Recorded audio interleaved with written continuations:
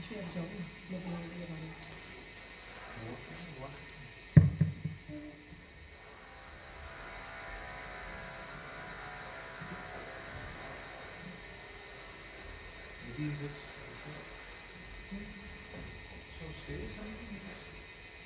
आप सभी अगर आ गए हैं तो प्लीज़ मुझे ओके करके बताइए।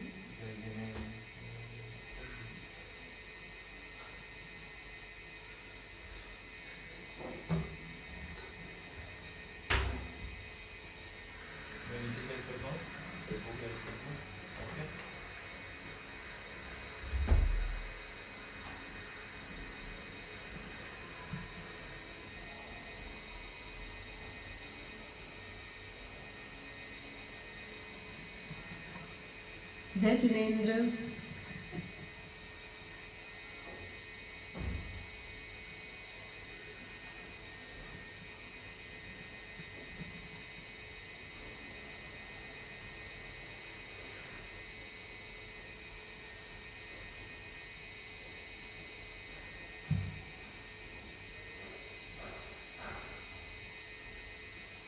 सभी को सादर जय जिनेंद्र।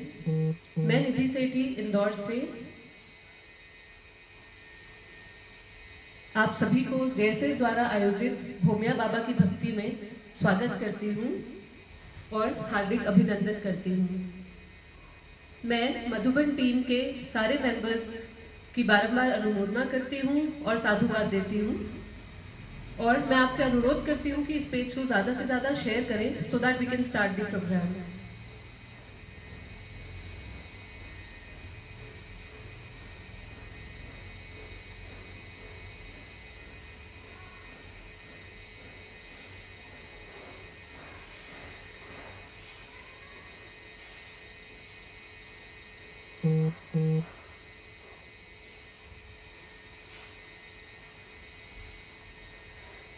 तो इस प्रोग्राम में काशवी सेठी भक्तामर जी की प्रस्तुति करने जा रही है। इसके पहले उसने ये प्रस्तुति राष्ट्र संत परम पूज्य श्री ललित प्रभ जी महाराज साहब के सानिध्य में करी थी और मैं उनका अंतर मन से आभार व्यक्त करना चाहूँगी, जिनके आशीर्वाद के कारण आज उसको ये प्लेटफॉर्म भी मिला परफॉर्म करने के लिए। उनका वो वीडियो सुनकर ही जेएसएस टीम का मेरे पास कॉल आया था और वो चाहते थे कि भोमिया भक्ति में भी काशवी भक्तामर जी की प्रस्तुति करें। तो मैं जेएसएस टीम का भी बहुत बहुत आभार व्यक्त करना चाहती हूँ। और इससे पहले कि काशवी भक्तामर जी की प्रस्तुति स्टार्ट करें, we would like to start this programme with Navkar मंत्र।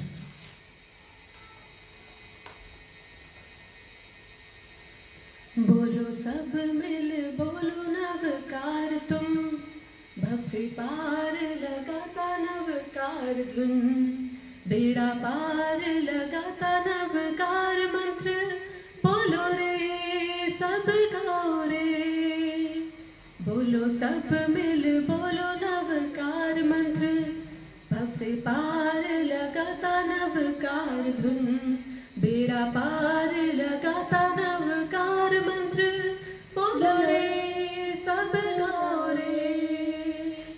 नमो अरिहंताणं नमो सीताणं और नमो आयर्यणं, बोलो नमो वज्रायणं, बोलो सब मिल बोलो नवकार मंत्र, भव से पार लगाता नवकार धुन, बेड़ा पार लगाता नवकार मंत्र, बोलो रे सब गाओ रे।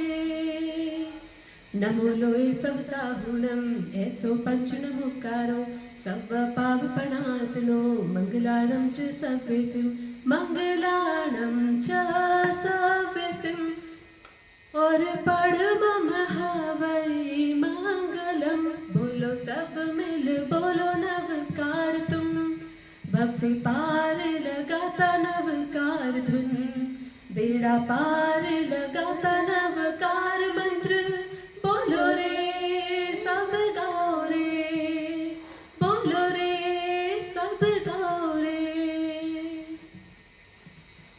तो अब आप सुनेंगे काशवी की मधुर आवाज में भक्तामर जी की प्रस्तुति।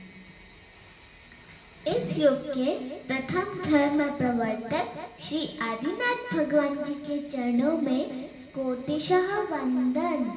सभी गुरुजनों को मेरा क्षत क्षत वंदन और सभी श्रोताजनों को मेरा प्रणाम। जय जिनेंद्र, आई एम काश्वी सेठी। आज हम भक्तामा जी की प्रस्तुति करेंगे। बट डू यू नो कि भक्तामा जी की रचना कैसे हुई एंड हु क्रिएटेड इट? चलिए आज मैं आपको एक स्टोरी सुनाती हूँ। आचार्य मानतंग स्वामी जी बहुत लर्नड और फेमस आचार्य जी थे। तो यह जानकर एक दिन राजा भोज की सभा में सब डिसाइड करते हैं कि क्यों ना आचार्य मानतंग स्वामी जी को राजसभा में बुलवाया जाए और उनके कुछ चमत्कार देखे जाए। चमत्कार यानी मिराकल देखे जाए। तो राजा जी आचार्य मानतंग स्वामी जी को राजसभा में बुलवाते हैं और उनसे रिक्वेस्ट करते हैं कि आप तो इतने बड़े आचार्य हैं, आप हमें कुछ चमत्कार दिखाइए। तो आचार्य मानतंग स्वामी जी मौन रहते हैं, कुछ भी नहीं बोलते। तो राजा जी फिर से रिक्वेस्ट करते हैं। तो आचार्य मानतंग स्वामी जी यह कहते हैं कि मैं धर्म आराधना अपने आत्म कल्याण और लोक कल्याण के लिए करता हूँ, कुछ चमत्कार दिखाने के लिए नहीं करता हूँ। तो यह सुनकर राजा जी को क्रोध आ जाता है और वो उनकी पूरी बॉडी में जंजीर बांध देते हैं और उनको 48 जेल्स में बंद कर देते हैं। कैन यू इमेजिन कि एक आचार्य जी जो किसी का बुरा नहीं करते, उनको प्रिजनर बनाया गया। पर आचार्य मानतंग स्वामी जी 48 जेल्स में भी एकदम शांत थे और आदिनाथ भगवान की भक्ति में लीन थे। जैसे जैसे वो आदिनाथ भगवान की स्तुति करते गए, श्लोक लिखते गए, वैसे वैसे उनकी पूरी बॉडी की जंजीर टूटते चले गई और लॉक्स भी खुल गए। जब उन्होंने 48 श्लोक भी बोल दिया तो 48 ताला भी खुल गया और वो फ्री हो गए। जब ये बात राजा को पता चली तो ही फेल्ट वेरी सॉरी और वो आचार्य मानतंग स्वामी जी से माफी मांगने गए। तो देखा आपने कैसे आचार्य मानतंग स्वामी जी ने भक्तामा स्तोत्र की रचना की। आप खुद रियलाइज कर सकते हैं कि भक्तामा स्तोत्र कितना पावरफुल है, जिनसे उनकी भेड़ियां टूटते चले गए। और भक्तामा जी में टोटल 48 श्लोक होते हैं और हर श्लोक का अलग अलग इफेक्ट होता है। जैसे कि 6th श्लोक से हमारी मेमोरी बहुत स्ट्रांग होती है और 45th श्लोक से हम कोई भी डिसीज क्योर कर सकते हैं। इनफैक्ट हमें 45th श्लोक रोज बोलने चाहिए टू फाइट विथ कोरोना कोविड-19। तो चलिए अब हम भक्तामा जी की प्रस्तुति करते हैं।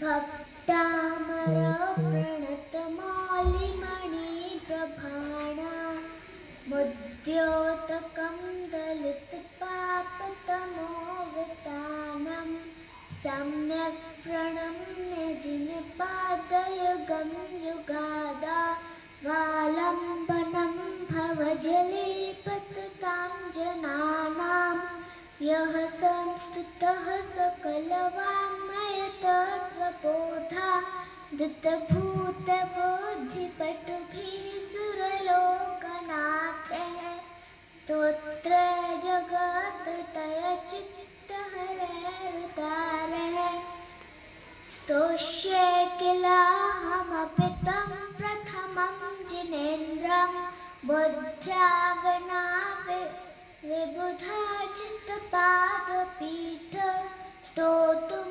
समुद्यतमतिर्विगतत्रपोऽहम् बालं विहाय जलसंस्थितमेन्दुबिम्ब मन्यः क इच्छति जनः सहसा ग्रहीतुम् सोऽहं तथापि तव भक्तिवशान्मुनीश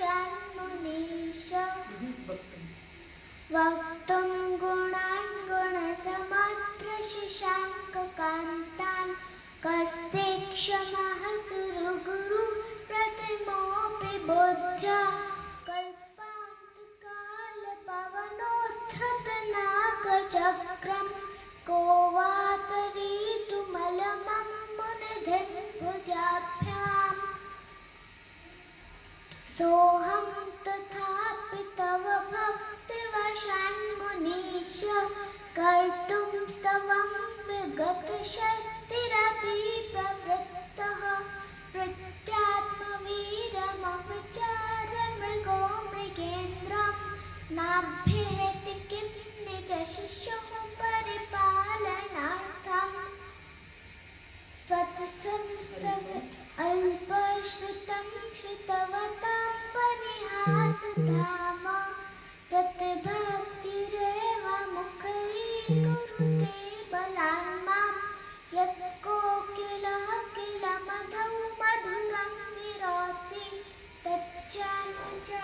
तच्चारुकलिकानि करैकहेतु त्वत्संस्तवेन भवसन्तति सन्निबद्धम् पापं क्षणाक्षयमुपैति शरीरभाजाम्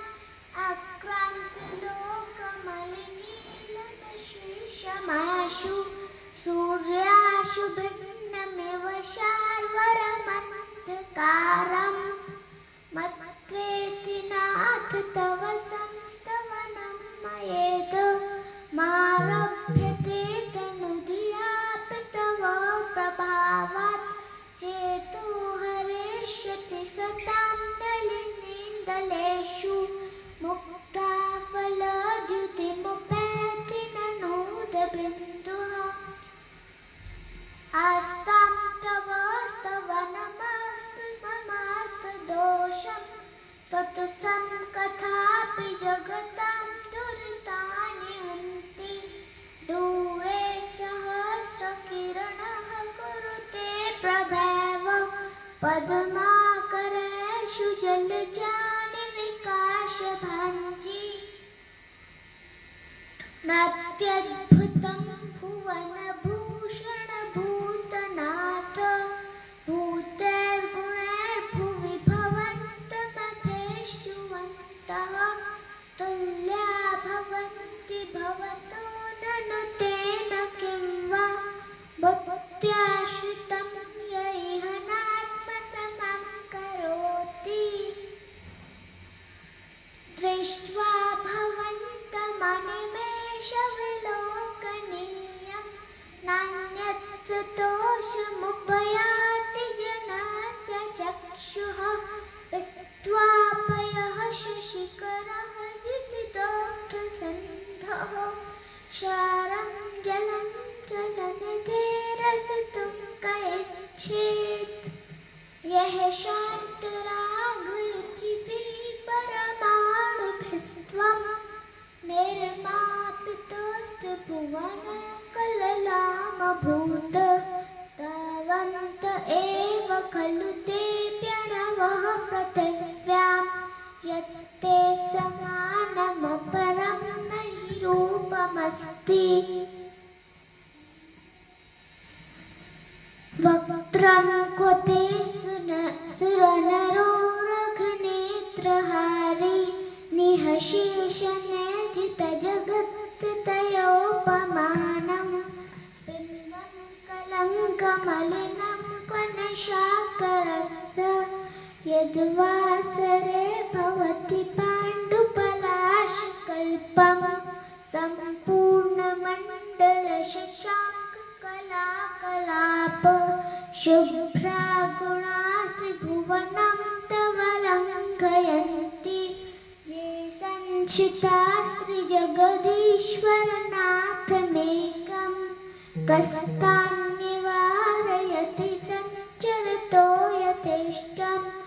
विचित्रं किमात्रयदिते त्रिदशाङ्गनाभिर्नीतं मनागपि मनो न विकारमार्गं कल्पान्तिकालमरुताचलिताचलेन किं मन्दराद्रिशिखरं चलतं कदाचित् निर्धूमवर्तिरपवर्जिततैलपूरः कृत्स्नं जगत्त्रयमतं प्रकटीकरोषि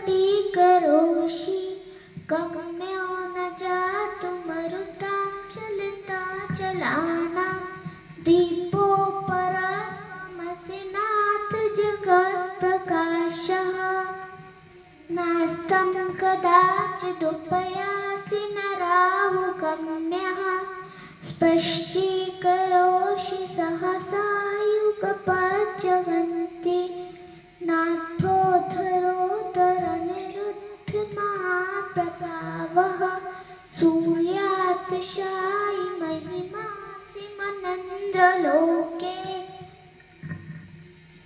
नित्योदयं दलितमोहमान्धकारं गम्यं न राहुवदनस्य न वारिदानां विभ्राजते तव मुखाब्जमनल्पकान्ति विद्योदय जगदपूर्वशशाङ्कबिम्बम्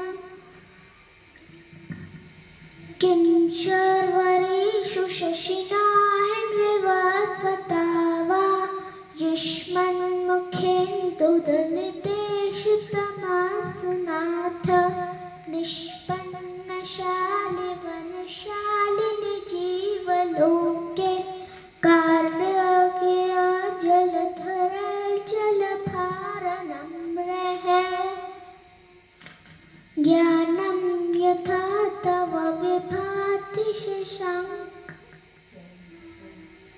ज्ञानं यथा त्वयि विभाति कृतावकाशं नैवं तथा हरिहरादिषु नायकेषु तेजः स्फुरन्मणिषु याति यथा महत्त्वं नैवं तु काच शकले किरणाकुलेऽपि मन्ये वरं हरिहरादय एव दृष्टेषु येषु हृदयं त्वयि तोषमेति किं वीक्षितेन भवता भुवि येन नान्यः कश्चिन्मनोहरति नाथ भवान्तरेऽपि स्त्रीणां शतानि शतशो जनयन्ति पुत्रान् नान्यासु तं त्वदुपमं जननी प्रसूता सर्वादिशो दधति भानि सहस्ररश्मिं प्राच्येव दिग्जनयति स्फुरदंशुजालं त्वामामनन्ति मुनयः परमं पुमांस मादित्यवर्णममलं तमसः परस्तात् त्वामेव सम्यगुपलभ्य जयन्ति मृत्युं नान्यः शिवः शिवपदस्य मनेन्द्रपन्थः त्वामव्ययं विभुमचिन्त्यमसङ्ख्यमाद्यं ब्रह्माणमीश्वरमनन्तमनङ्गकेतुं योगीश्वरं विदितयोगमनेकमेकं ज्ञानस्वरूपममलं प्रवदन्ति सन्तः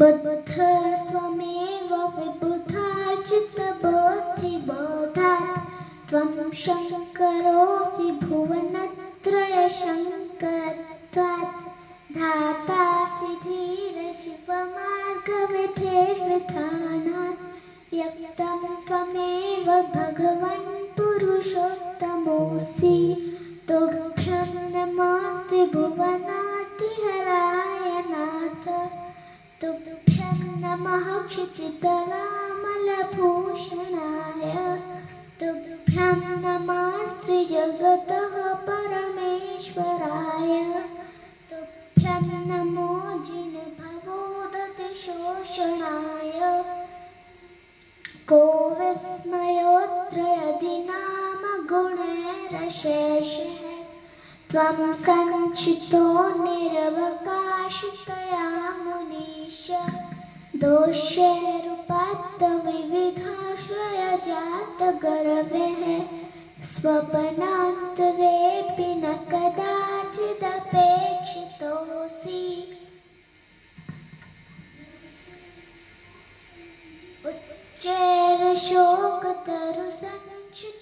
उच्चैरशोकतरुसञ्चितमन्मयूख मा भाति रूपममलं भवतो न तं स्पश्चोलसत्किरणमस्तु तमोवितानं बिम्बं रवेरिव पयोधरपार्श्ववर्ती सिंहासने मणिमयूखशिखा विचित्रे विभ्राजते तव वपुः कनकावदातं बिम्बं वियतविलसदञ्चुलतावितानं तुङ्गोदयाद्रिशिरसि वसहस्ररश्मेः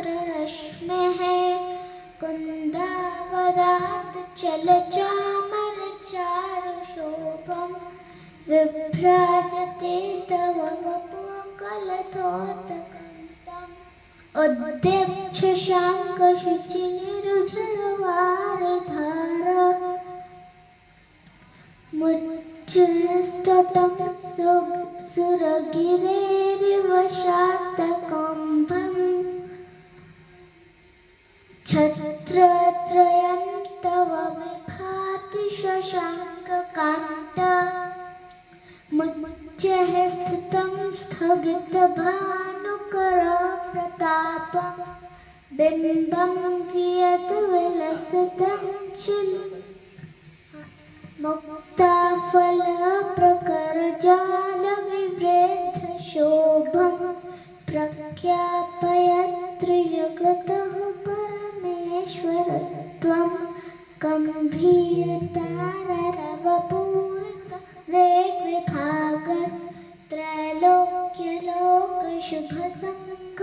गम्भीरताररवपूरितवेग्विभागस्त्रैलोक्यलोकशुभसङ्गमभूतिदक्ष सद्धर्मराज जय घोषणघोषकवचन खेदुन्दुभिध्वनति तेष सह प्रवादी मन्दारसुन्दरनमेरुसुपारिजात सन्तानकादिकुसुमोत्करवेष्टिरुद्धा गन्धोदबिन्दुशुभमन्तमरुत्प्रपाता दिव्यदिवः पतति ते विचसन्ततिर्वा शुम्भत प्रभावलय भूरि विभावपुस्ते लोकत्रये द्युतिमतां द्युतिमाक्षिपन्ति प्रोद्यते वाकरनिरन्तरभूरि संख्या दीप्त्या जयत्यपि निशामपि सोमसौम्यां स्वर्गापवर्गगममार्गविमार्गणैश्च सद्धर्मतत्त्वकथनकपटुस्त्रिलोक्यः दिव्यध्वनिर्भवति ते विशदार्थसर्व भाषा स्वभावपरिणामगुणैः प्रयुज्य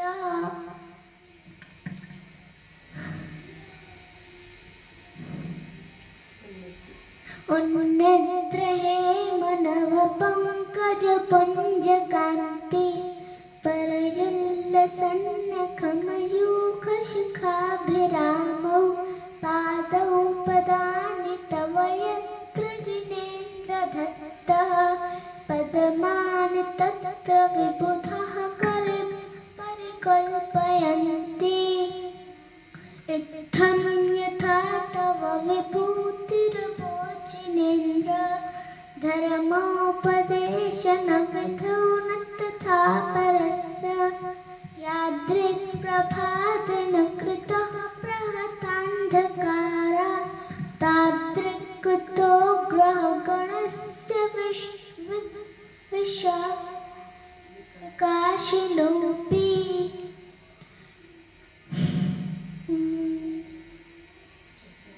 च्योतन्मदाविलविलोलकपोलमूल मत्तभ्रमदभ्रमरनादविवृद्ध कोपम् ऐरावतापमिभमुत्थतमापतन्तम् दृष्ट्वा भयं भवति नो भवदाश्रितानाम्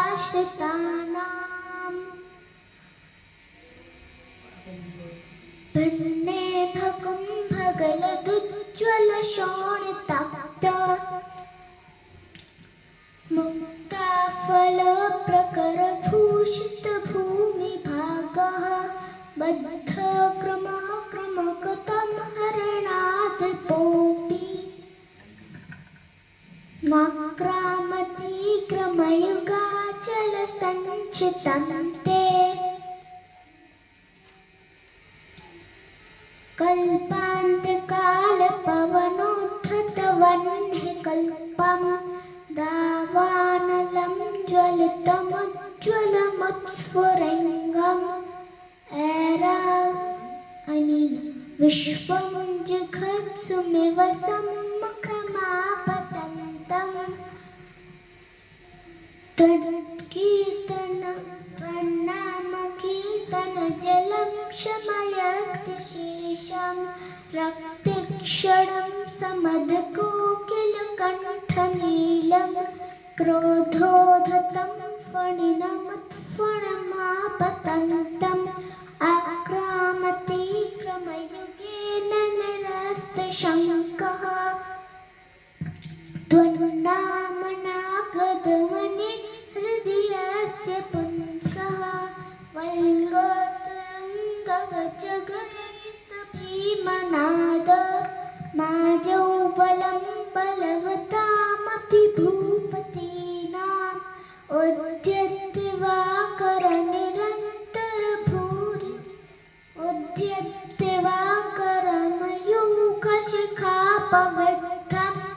तत्कीर्तनात्मैवाशुभदामुपैति कुन्ताग्रभिन्नगजशोणितवारिवाह वेगावतारतरणातुर्योऽथ भीमे युद्धे जयं विजितदुर्जय जय पक्षः त्वत्पादपङ्कज वनाश्रयिणो लभन्ते आम्भोनिधौक्षित शुक्षुभितभीषणनाक्रचक्र पाठीनपीठभयदोल्वणवाडवाग्नौ रङ्गतरङ्गशिखरस्थितयानपात्रः त्रासं विहाय भवतः स्मरणात् व्रजन्ति उद्भूतभीषणजलोदरभारभुग्नः शौचां दशामुपगताश्चितजीविताशः त्वत्पादपङ्कज रजोमृतदीर्घदेहा मर्त्या भवन्ति मकरोदजतुल्यरूपाः आपादकण्ठमरुशृङ्खलवेश्चिताङ्गा गाढं बृहन्निगडकोटिनिघ्रेश्च जङ्घाः त्वन्नाममन्त्रमनिशं मनुजः स्मरन्तः सन्ध्यः स्वयं विगतबन्धभया भवन्ति मत्तद्विपेन्द्रमृगराजदवानलाहि सङ्ग्रामवारिधिमहोदरबन्धनोत्थं तस्याशुनाशमुपयाति भयं भियेव यस्तावकं स्तवमिमं मतिमानधीते स्तोत्रस्रजं तव स्वजिनेन्द्र गुणनिबद्धां भक्त्या मया रुचिरवर्णविचित्रपुष्पां धत्ते जनो ययकण्ठगतामजस्त्रं तं मानतुङ्गमवशासमुपैति लक्ष्मीः तं मानतुङ्गमवशासमुपैति लक्ष्मीः। बोलो भूम्या बाबा की, बोलो आदिनाथ भगवान की जय। बोलो आचार्य मानतुंग स्वामी जी की जय। अनाथ वाला तो आपने मना किया ना। तो आपके आशीर्वाद से और भूमिया बाबा के आशीर्वाद से काशवी का भक्तामृत स्तोत्र की प्रस्तुति यहाँ पर संपन्न होती है। बट भूमिया जी की भक्ति किए बिना तो ये भक्ति संभव ही नहीं है। तो we would like to pay tribute to Bhumiya Baba in this platform. तो प्रस्तुत है ये भजन।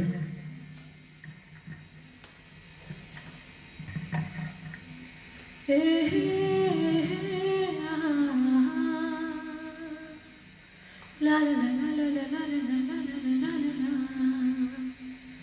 Hey la la la la la la la la la la la la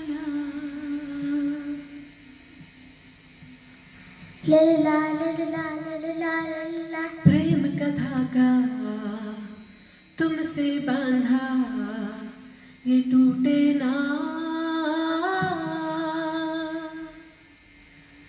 प्रेम का धागा तुमसे बांधा ये टूटे ना। चाहे सब रूठे मेरे बाबा तुम रूठे ना। चाहे सब रूठे मेरे बाबा तुम रूठे ना। प्रेम का धागा तुमसे बांधा ये टूटे ना। प्रेम का धागा तुमसे बांधा ये टूटे ना। चाहे सब रूठे मेरे बाबा तुम रूठे ना। चाहे सब रूठे मेरे बाबा तुम रूठे ना। आ आ आ ला ला ला ला ला ला ला। धन दौलत ना ही शोहरत और ना कोई खजाना। हो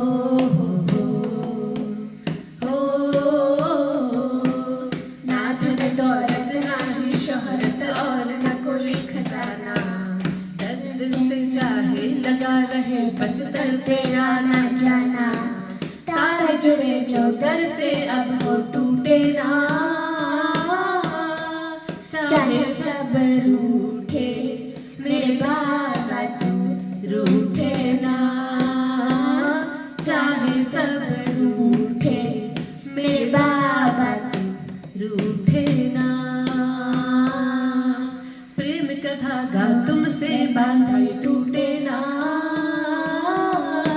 चाहे सब रूठे मेरे बाबा तुम रूठे ना। चाहे सब रूठे मेरे बाबा तुम रूठे ना। मोह के बंधन छूट गए सब जब से जुड़ा हूँ तुमसे। हो